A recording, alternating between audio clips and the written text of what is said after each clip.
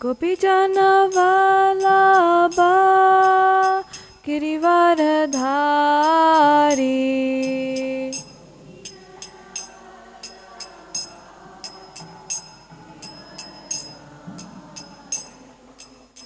Gopijana Vallabha Girivaradhari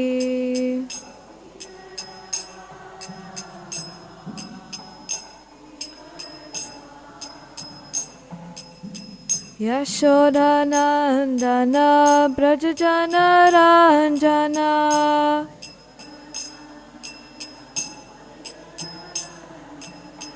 Yashoda Nandana Brajajana Ranjana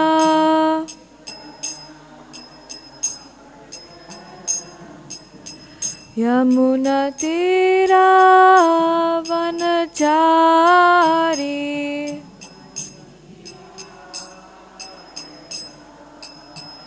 Yamuna Tira Vanachari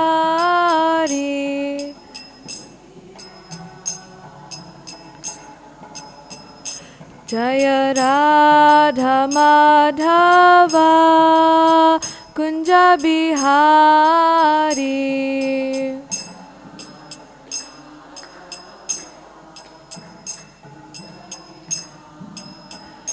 Jaya Radha Madhava Kunja Bihari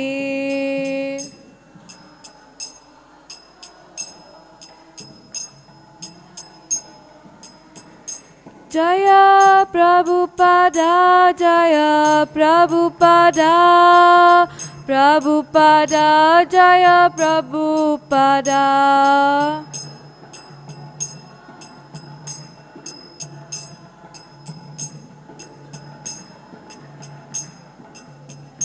Jaya Prabhupada Jaya Prabhupada Prabhupada Jaya Prabhupada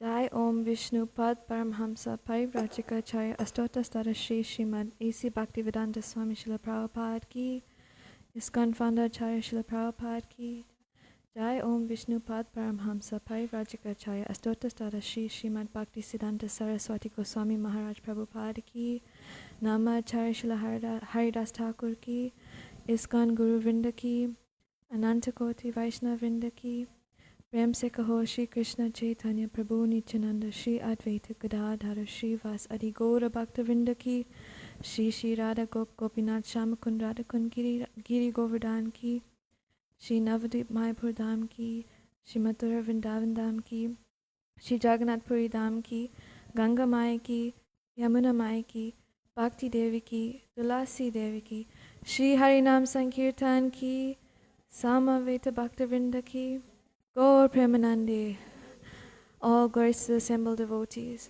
all glories to the assembled devotees, all glories to the assembled devotees, all glories to Shri Guru and Shri Gauranga, all glories to Srila Prabhupada. Hare Krishna. So today we will be focusing on verse 4 of Nectar of Instruction, specifically the third and fourth principle, which we will read out just now. But before we do, let's offer our prayers to the Guru Parampara. Om Jnana Timirandasya Gyananjana Shalakaya Chakshurun Militam Yena Tasmai Shri Guruve Namaha Shri Chaitanya Manobhistam Sthapitam Yena Bhutale Swayam Rupa Kadamayam Dadanti Swapadantikam He Krishna Karuna Sindhu Dinabandhu Jagatpate Gopesha Gopika Kanta Radha Kanta Namostate Tapta Kanchana Gaurangi Radhe Vrindavaneshwari Vrishabhanu Sutta Devi Pranamami Hari Priye Vanchakalpatarubhyascha Kripa Sindhubhyevacha Patitanam Bhavanebhyo Vaishnavebhyo Namo Namaha Shri Krishna Chaitanya Prabhu Nityananda Shri Advaita Gadadhar Shrivas Adi Gaura Bhaktivinoda. Hare Krishna, Krishna Krishna, Hare Hare, Hare Rama, Rama Rama, Hare Hare. Yeah. So I'll recite the verse and the translation. If you know it, you can recite it along with me. Dadati prati grinati guyamakyati prichati Bhungte bojayate chaiva sadvidam pratilakshanam. Translation. Offering gifts in charity, accepting charitable gifts, revealing one's mind in confidence, inquiring confidentially, accepting prasad, and offering prasad are the 6 symptoms of love shared by one devotee and another. So today's class is titled Seeking Wise Counsel. And we will be focusing on revealing one's mind in confidence and inquiring confidentially. So I'll just read about 2 or 3 paragraphs from the purport, the purport by His Divine Grace A.C. Bhaktivedanta Swami Srila Prabhupada, just to get more insight onto the verse from Srila Prabhupada. So, Srila Prabhupada says, the International Society for Krishna Consciousness has been established to facilitate these 6 kinds of loving exchanges between devotees. This society was single-handedly, but because people are coming forward and dealing with the give and take policy, the society is now expanding all over the world. And then Srila Prabhupada later says, sometimes the members and supporters inquire very confidentially about the methods of performing devotional service, and we try to explain this. In this way, our society is successfully spreading all over the world, and the intelligentsia of all countries is gradually appreciating our Krishna conscious activities. The life of the Krishna conscious society is nourished by these 6 types of loving exchange among the members. Therefore, people must be given the chance to associate with the devotees of ISKCON.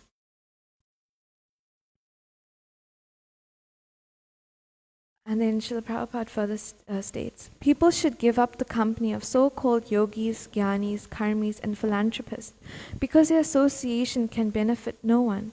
If one really wants to attain the goal of human life, he should associate with the devotees of Krishna consciousness movement, because it is only the movement that teaches one how to develop love of God. So I beg for your blessings to share some insight into this topic. I personally feel this should be a seminar because it's quite a broad topic that we all are affected by, and we can all play a part in it as well. So we'll start off by the first level of inquiring confidentially and revealing one's mind in confidence. And Srila Prabhupada states that we should not, hear or associate with karmis, jnanis, and especially the Mayavadis. Our goal in life is to re-establish our love for Krishna, for God. And the Mayavadis believe that we are God. So that, association can really dampen our progress in spiritual life. And I actually have an example. We were once at a spiritual lifestyle market, and we were distributing books, and there was devotees, members from a different organization, and they came to us, and they, these books are wrong, and this is what, this is the real truth. We are all God, and and just from that exchange, it is extremely draining, and so from that lesson, Srila Prabhupada actually elaborates on this in the purport, where Srila Prabhupada says, there's no benefit in feeding a snake milk and bananas, because the snake will never be satisfied. On the contrary, by taking milk and bananas, the snake simply becomes more poisonous. Kevalam visavardhanam. If a snake is given milk to drink, its poison simply increases. For a similar reason, we should not disclose our minds to the serpent Mayavadis and Karmis. Such disclosures never help. It is best to avoid association with them completely and never ask them about anything confidential, because they cannot give good advice. Nor should we extend invitations to Mayavadis and atheists, nor accept their invitations. For such intimate mingling, we may become affected by their atheistic mentality. So, there's always two sides to something, where we shouldn't accept their association, but in some way or the other, we can also give association. We should always respect people for, their position, but we, thank, I was going to say thank God, but, we are so grateful to have Srila Prabhupada's teachings, and many people are not so fortunate, and, we can make them fortunate by either sharing books, but if they are a little more resistant, then we just pay our respects. So that will, show us how to associate or deal with, these type of people. And then we go a little deeper into our devotee relationships, and I think this is where the the fun begins, because it's really something so precious, devotee relationships. I remember I came to Krishna consciousness through Bhakti Yoga Society, and if it wasn't for the one or two devotees who I had met, at that time, who showed me the ropes, how to put tilak or how to drape a sari, we really need people in our lives to show us, and this is in our material lives as well. When we go to school, we need a teacher, and when we at work, we have, I'm not sure if everyone's heard of this, but a development plan. There always has to be someone who's like your coach or your mentor. So this is where seeking a wise counsel fits in, and there's an informal and formal way of looking at it. For now, we'll look at the informal to show how we can, in our own right, be this wise counsel to someone. So when a devotee comes in, or someone new to Krishna consciousness, they're seen as, a child. And sometimes, being in an environment that's not so familiar, it can get very intimidating or overwhelming. And that's the role that, we play, is we make them feel at home. Because I know, I'm just sharing something I was thinking about this morning, when someone new comes to the temple and, they're offering flowers to Srila Prabhupada, and someone senior is like, oh, look at this nice devotee coming in, and they're so inspired. But in their mind, they're like, oh my gosh, am I doing something wrong? Why are they looking at me? There's always this anxiety, especially when you come to Krishna consciousness, because there's so many rules, regulations to follow, and etiquette. But at the same time, if you have that person there, to guide you, to tell you it's okay, it's okay to not be perfect when you come in, because none of us were when we did, It's a process. So we can be that person to anyone who comes into the temple, who we deal with on an ongoing basis. It doesn't always have to be in a temple setting. So, that inquiring confidentially, we should give someone that opportunity or the space to allow them to inquire confidentially. And so that's the one point of it being informal. And the other thing is, we also have to allow them to reveal their mind in confidence. And to reveal their mind in confidence means that we need to be someone they can trust. And I know this class is more on the emotional level than spiritual. So, maybe later you can offer some spiritual insight as well. But I've tried to read Niranjan Maharaj, his book called Taking Care of Krishna's Devotees. And he has a story where he was a mentor to devotee, but also their authority and local GBC. And every time, he would deal with this devotee, Maharaj would deal with this devotee.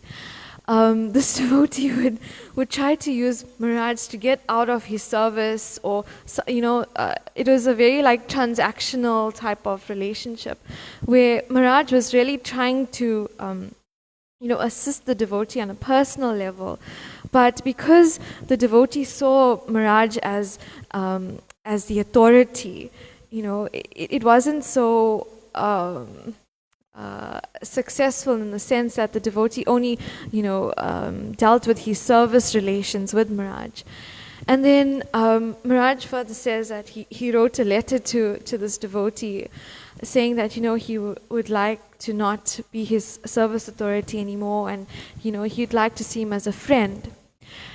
And this devotee was very disturbed by Maharaj's letter, and because that was what he knew, he knew Maharaj as a service authority.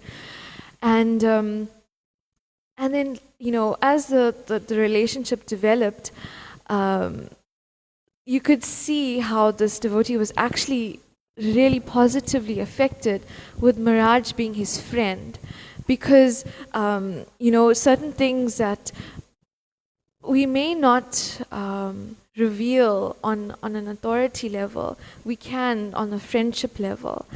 And there's certain, and I'll just read out a few areas that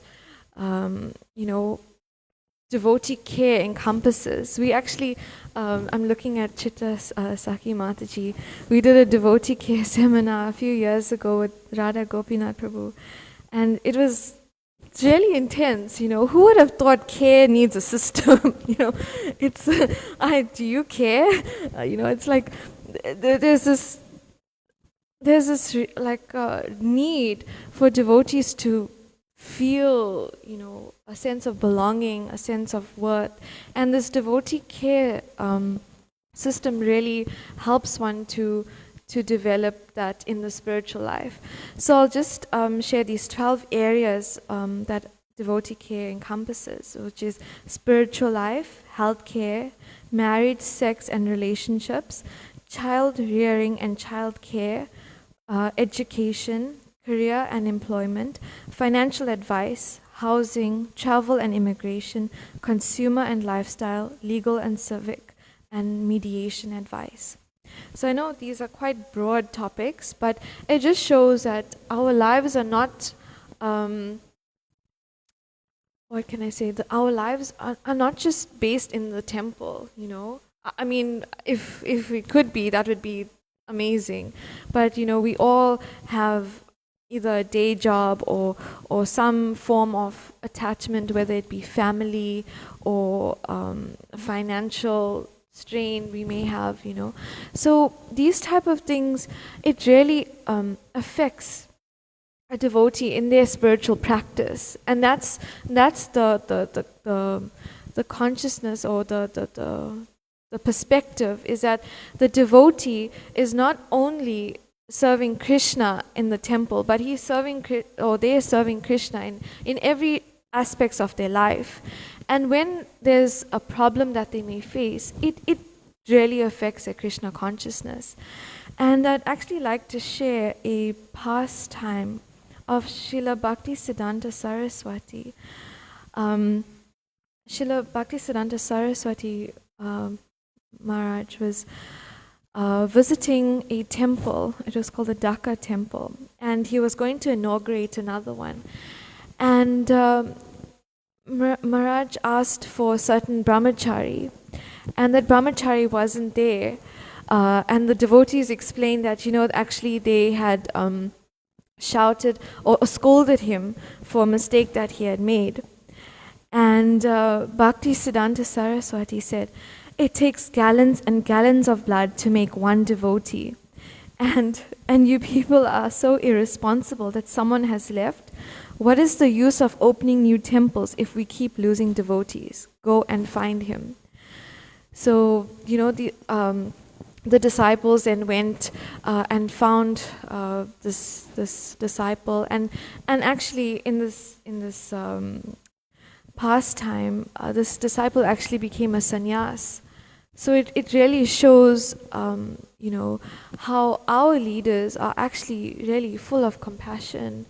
And like if you look at Bhakti Siddhanta Saraswati Maharaj in this example, you look at Srila Prabhupada. Srila Prabhupada, he took great care of his disciples, and I don't want to say not only spiritually, because everything is spiritual, but when like for example, when Yamuna Devi was ill, Srila Prabhupada had given a medicinal recipe. So it just shows that our spiritual life doesn't only encompass our service authority or our service that we've been assigned. It's every aspect of our life. And if you ever get a chance, there's really nice devotee care journals that are available on the net. If you'd like more information, you can always come to me after and I can share that with you. I just want to share something else that I read that was really inspiring. Just give me 1 second, so sorry. So Shubha Vilas Prabhu has this book called The Magic of Friendships. And it's actually a really wonderful book if you ever get to read it. But he describes this beautiful way of the type of person we need to be to inspire and support others. So it goes like this. A drop of water falling on a hot iron pan disappears the instant it touches the hot metal. This is the outcome of keeping company with inferior minds. You cease to exist.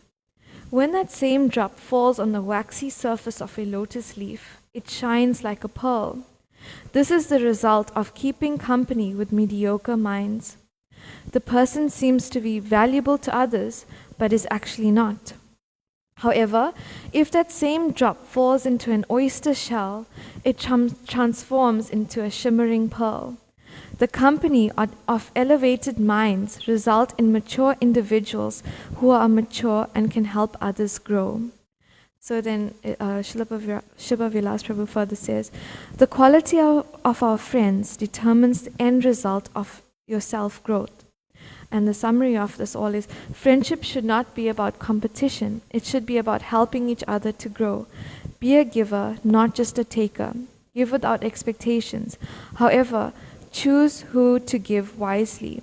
Your friendship should be deep and meaningful. So I thought that was a really beautiful example of the pearl. And, Srila Prabhupada also says that we should boil, let me get the quote so I can share that with you. He says, now I want that we shall concentrate on making our devotees Krishna conscious and ourselves becoming Krishna conscious, and not be so much concerned with expanding ourselves widely, but without spiritual content. Just like boiling the milk, it becomes thicker and sweeter. Now do like that, boil the milk. Shri Shri Radha Radhanath ki jai. Shri Chaitanya Mahaprabhu ki jai. Shri Giriraj Govardhan ki jai. So I'll just repeat that again, the last sentence of Srila Prabhupada. He says, just like boiling the milk, it becomes thicker and sweeter. Now do like that, boil the milk. And this is a letter dated May 9th, 1972. So, this emphasis on growing together and developing our Krishna conscious together is really, really important. That we need to learn how to become the trusted confidant of devotees. And like I said, giving them the opportunity to come to us. But at the same time, it goes the other way around. When you are in distress, you also need to want or need to have an open mind of opening up to others. Obviously you have to be wise about it, but I think one of the biggest lessons I've learned recently is that I can't do this alone. Spiritual life is really hard alone. So we have to also be vulnerable and open up to others. So I'd like to share something that one of my friends actually sent to me by Sachinandan Swami. And it's his Amrita Vani newsletter, and this is titled "The Tree of Life: Keeping Yourself Strong." So, in order to be a wise counsel or someone's confidant, we have to be strong ourselves, strong in our Krishna consciousness as well as in our personal lives. So. Miraj shares these three analogies that we get from a tree. So the tree has three parts: the roots, the trunk, and the crown. So the roots are our spiritual cultivation. So it is said that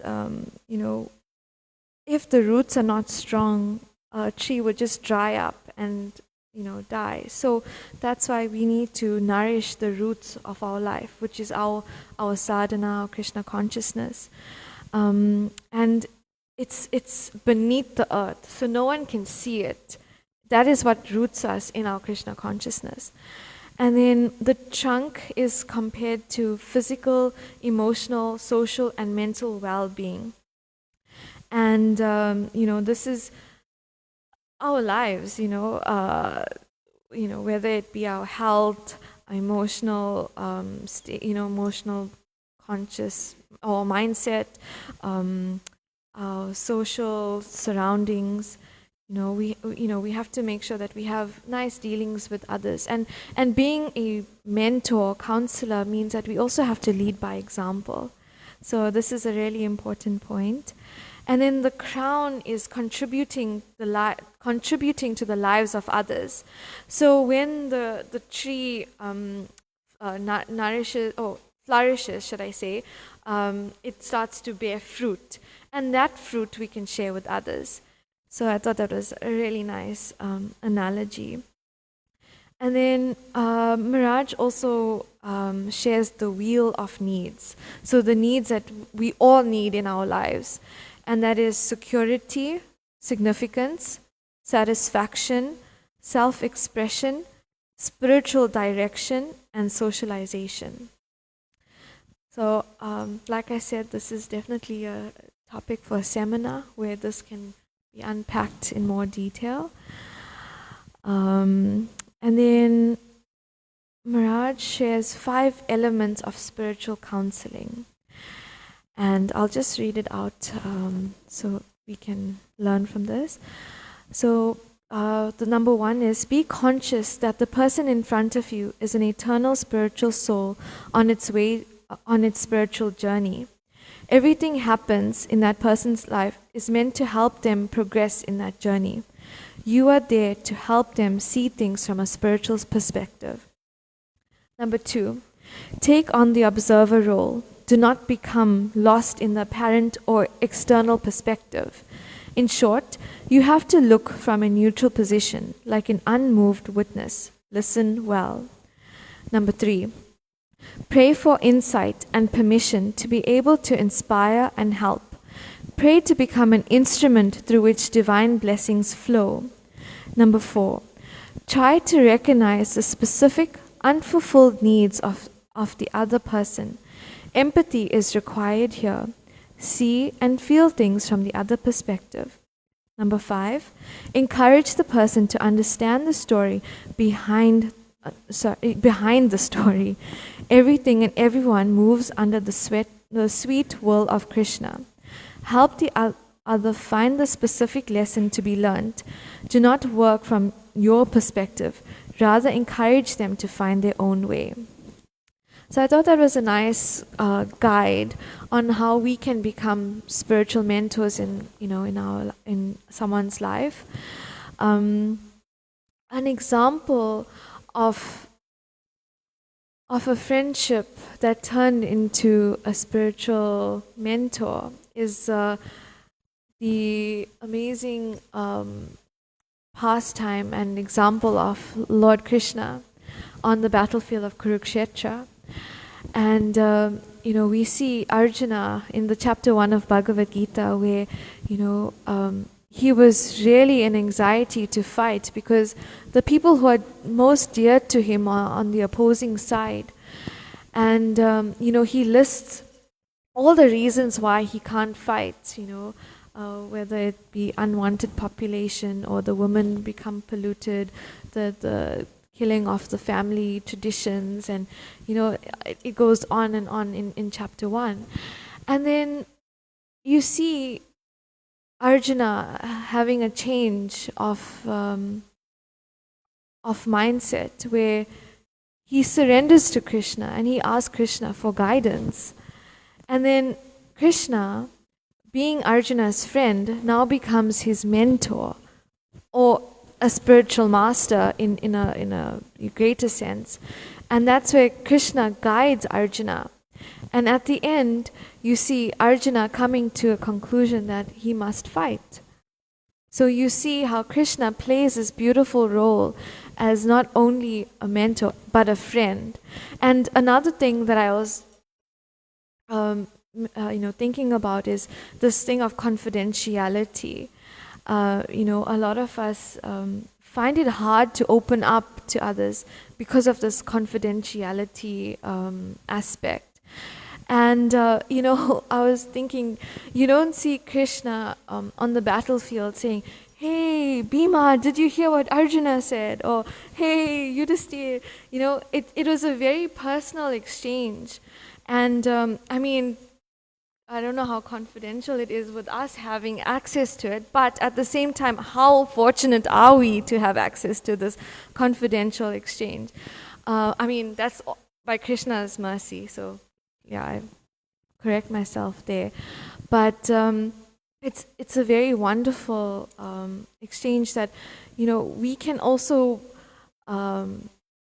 develop in. Where in our spiritual lives we need that person that we can lean on.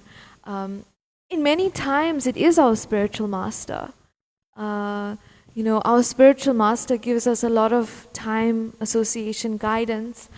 But sometimes the spiritual master may not be in the same country, may not be around or present in this world.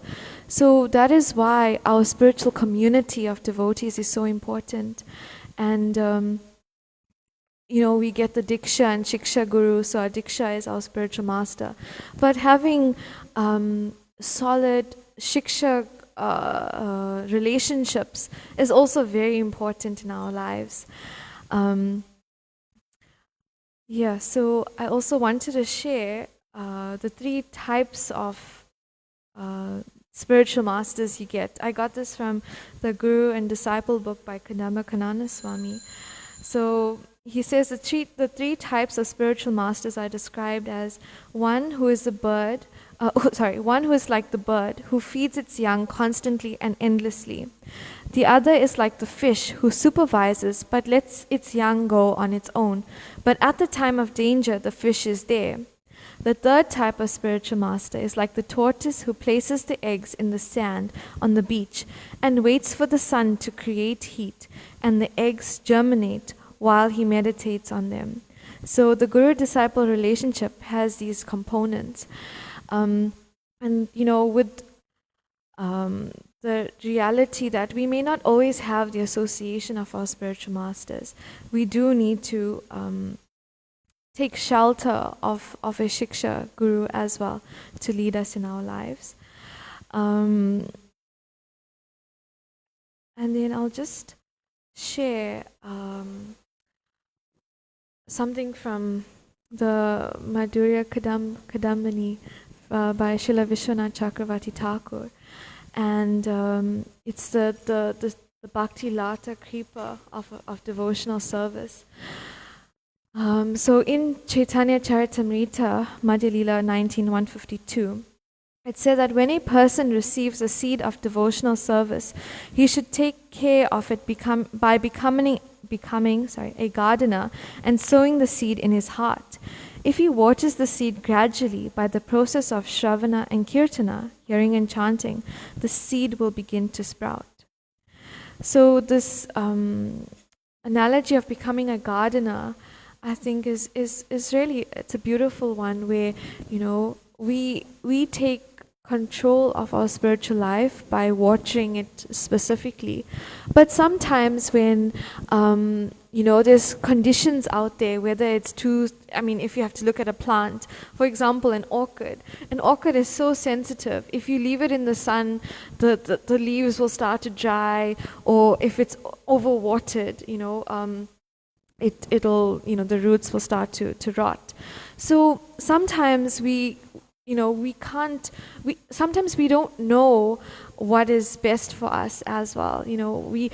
We may have the instructions, but we don't know how to apply it properly because of the lack of association. So this is where a spiritual mentor plays an important role. And if you look at the beautiful painting, I'm sorry we couldn't project it, but this beautiful painting of the Bhakti Lata Kripa, it starts from Shraddha to Sadhu Sangha, to Bhajana Kriya, Anartha Nivritti, Nishta, Ruchi, Asakti, Bhava, and Prema Bhakti. So these stages of Bhakti Yoga are prominent in our lives. And what's also really beautiful is this nectar of instruction also follows this process.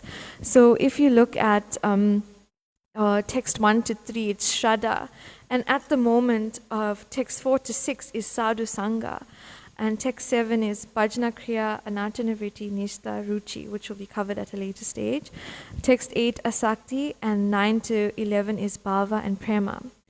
And the one thing I wanted to mention about this beautiful drawing or painting is that if you look at this painting at a later stage, Sadhu Sangha is actually flowing in the stem, which means that our lives are actually supported by this association of devotees. So if we can have a good system where we can care for one another, we can flourish and become the blossoming bhakti latas that we all are, and our spiritual masters wish us to be. So I'd like to end there. Please offer some spiritual insight if you can. Any corrections and comments would be appreciated. Srila Prabhupada ki jai. Radharman, can you please get a mic to Rangamataji?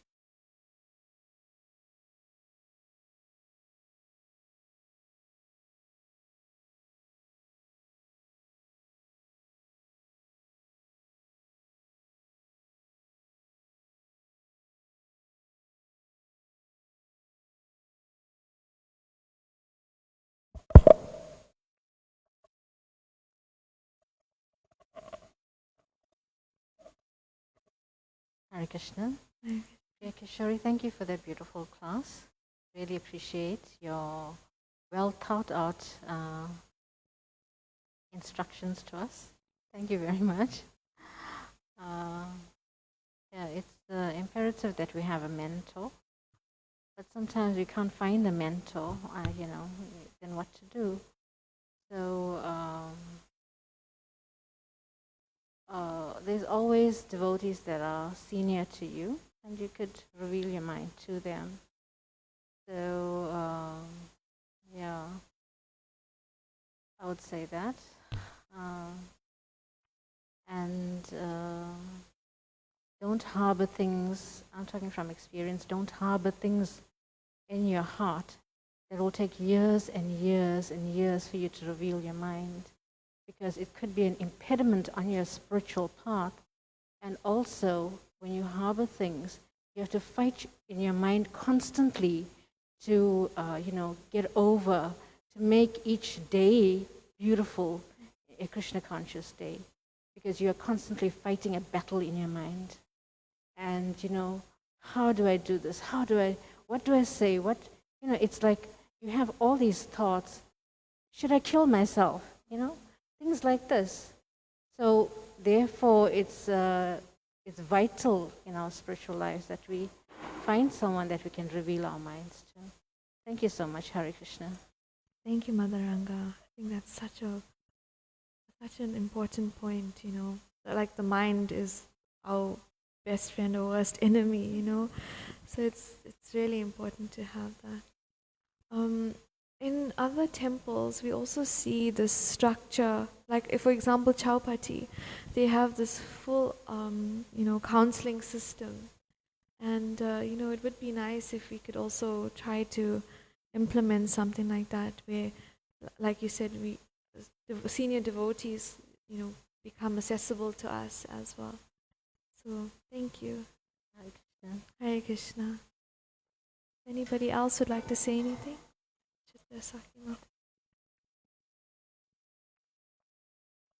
Hare Krishna Mataji, thank you for your class and for the thought and the effort you put into it. Thank you very much. I'd just like to say, just adding on to your aspect of more at an emotional level, is that it's okay. It's we okay. We have to believe we okay and not try to be something that we're not. So coming into spiritual life, it is very daunting, and you feel you have to kind of fit into this mold that's made for a devotee. But we're all special and unique, and we all have a very unique relationship with Krishna, and we need to understand and accept that about ourselves and not try to be something that we're not. And that goes both ways, both as you're referring to a counselor, giving that support and advice going down, and also coming new into the organization. It's important that we maintain that sense of confidence in ourselves, that if we're not meeting the so-called level we've set in our minds of who we're meant to be, it's okay. It's okay, And then the other thing I'd just like to mention more on a spiritual level is that spiritual life is about purification. So whatever is coming to us is for our purification. Krishna knows exactly what it is that we need for us to get closer to him, and then depending on our desire, he makes those arrangements. So yes, sometimes it's difficult to be in confrontational situations, sometimes it's difficult to receive guidance and advice from our authorities, but ultimately it's for our benefit. And we need to see that. It's not easy, the heart doesn't like that very much, but we need to always maintain the faith, remain submissive, maintain the faith, because then slowly the purification happens and then the surrender takes place. So it is also important that we have that understanding that purification does come, and it's not to do with the individual that is coming through, it's the arrangement that Krishna is making for us to advance spiritually. That's beautiful. Thank you so much, Shutasaki Mataji. I think I also wanted to say that Krishna said that he resides in the heart of the devotees. So it's like really important that we take care of each other like that. And have that confidence in ourselves to also follow the process as well. But it's nice for someone to also be there to tell you that, it's okay. Yeah. Anyone else would like to say something? My dear Kandamini. Hare Krishna. Yeah, thank you. That was a really, really, really nice class. I think something I needed to hear today, so thank you. Like my question or whatever is like, like sometimes our own selves is what is holding us back from relationships with devotees or anything, because sometimes we build boundaries and we don't let people get too close, or you can't reveal yourself because you're scared of either making offenses or because of your shameful thoughts, feelings, background, whatever. So it's like, how do you sometimes then break that boundary that you are setting yourself, So, number one is to find someone you can trust. I think trustworthiness and non-judgmental is so important. Firstly, you shouldn't judge yourself as well, because we all come from different backgrounds, different they say every every sinner is every saint was once a sinner.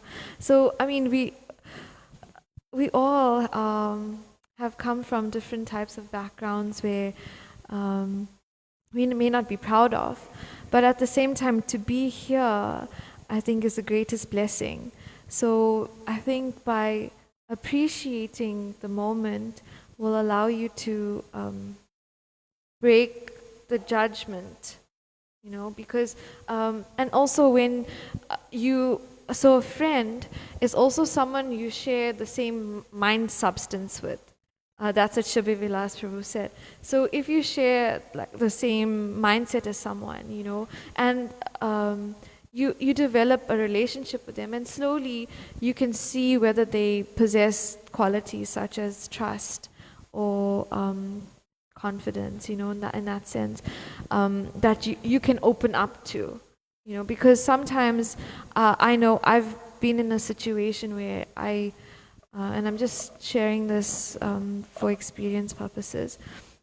I shared, my past with someone, and like in a few days it came back to me, So it also shows like we have to evaluate our friendships before we reveal, what's really on our mind and our hearts. And that person should be someone that we can, fully trust. And if we're not there yet, I personally think journaling is a beautiful way of just letting it all out, if you need that. And then as you develop that friendship, it's very hard at first, breaking that boundary. But it is needed. So we do need to be vulnerable in the sense of just being friendly. And then from there, you'll see Krishna will facilitate whatever we need in a person. And I firmly believe that Krishna sends devotees to us who we need at that specific time. So yeah, and I was reading something from the Bond of Love, and it was actually shared with me as well. When I was going through something with a specific individual, and I didn't know how to handle it, especially when it comes to this intimate relations, it can get very tricky, and it's a very delicate topic, and in the Bond of Love, it was somewhere under A. I'll find the devotee's name, but the analogy of an elephant who has barking dogs, at their feet, and sometimes like we want to retaliate, but what does an elephant do? It just continues walking. So sometimes when we're in a situation where, things may not have been the way we expected it to be, or someone may have hurt us, or there's so many different scenarios, but we should be that elephant in our spiritual life and just keep walking. We shouldn't feel deterred, or we shouldn't let the situation bring us down. Essentially, we should just continue in our journey. So I really hope that helps. Yeah, that was really, really nice. Thank you. I think also just I have this problem where, you try to always make everything in a Krishna conscious way, but sometimes, it's like, maybe I'm not Krishna conscious at this point. Maybe I'm just like really, bodily concept at this point, and it's sometimes hard because you want to always take everything and see everything maybe from like the Shastra or in a devotee-like way, but sometimes it's hard. Yeah, I was gonna say that. Follow Chittasaki Mataji's advice. It's okay. Yeah, we have to meet ourselves where we at as well. We can't have high expectations for ourselves because we're just gonna fizzle out.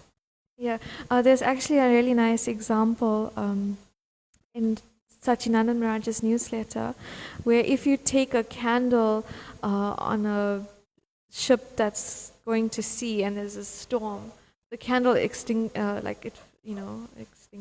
if that's the word, or just the fire burns out. So we need to be deep in our spiritual life, where um, just being honest with ourselves. Yeah. Anything else? Okay, I think we can end here. Srila Prabhupada ki jai.